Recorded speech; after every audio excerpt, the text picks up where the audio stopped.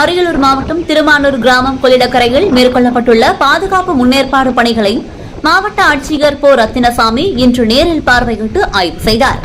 மேட்டூர் அணையின் நீர்மட்டம் அதன் முழு கொள்ளளவை எட்டியதால் அணைக்கு வரும் உபரி நீர் படிப்படியாக அதிகரிக்கப்பட்டு தற்போது காவிரி ஆற்றில் 1 லட்சம் கன அடி நீர் திறந்துவிடப்பட்டுள்ளது. மேலும் பவானி ஆற்றிலிருந்து 10,000 கன அடியும் அமராவதி ஆற்றிலிருந்து 15,000 கன அடியும் நீர் திறந்துவிடப்பட்டு காவிரி ஆற்றில் 1,25,000 கன அடிக்கு மேல் உபரி நீர் வந்து கொண்டிருக்கின்றது.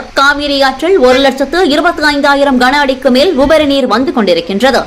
இதன் காரணமாக அரியலூர் மாவட்டம் கொள்ளிடம் ஆற்றின் கரையோரத்தில் உள்ள கிராம மக்கள் ஆற்றில் குளிக்கவோ, நீந்தவோ, துணிகள் துவைக்கவோ, மீன் பிடிக்கவோ, பொழுதுபோக்கவோ மற்றும் கால்நடைகளை குளிப்பாட்டவோ செல்ல வேண்டாம் எனவும் கரையோர கிராமங்களில் வசிக்கும் மக்கள் பாதுகாப்பாக இருக்குமாறும் கேட்டுக் கொள்ளப்படுகிறது. அதிகப்படியான நீர்வரத்து குறித்து பொதுமக்களுக்கு பத்திரிகை செய்தி மற்றும் ஒலிபெருக்கி வாயிலாக வெள்ள அபாய எச்சரிக்கை விடப்பட்டுள்ளது.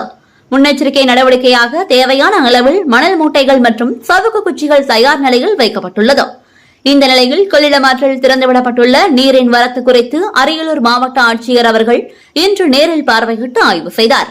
தற்போது கொள்ளிடம் ஆற்றில் அதிக அளவு உபரிநீர் செல்வதால் 31 முறைசார் ஏரிகள் அனைத்தும் நீர் நிரம்பி பகுதிகளில் குழந்தைகள் குளிக்கவோ, விளையாடவோ செல்ல விடாமல் பெற்றோர்கள் பாதுகாப்பாக பார்த்துக் கொள்ள வேண்டும் எனவும், விவசாயிகள் தங்களின் கால்நடைகளை ஆற்றின் நடுவே அமைந்துள்ள திட்டுகளில் மேய்ச்சலுக்கு விடுவதை தவிர்க்கவும், நீர்நிலைகள் வழியாக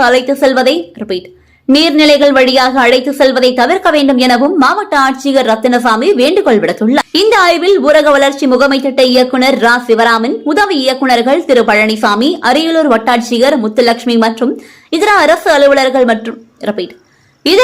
அலுவலர்கள் உள்ளிட்ட பலர் உடனிருந்தனர்.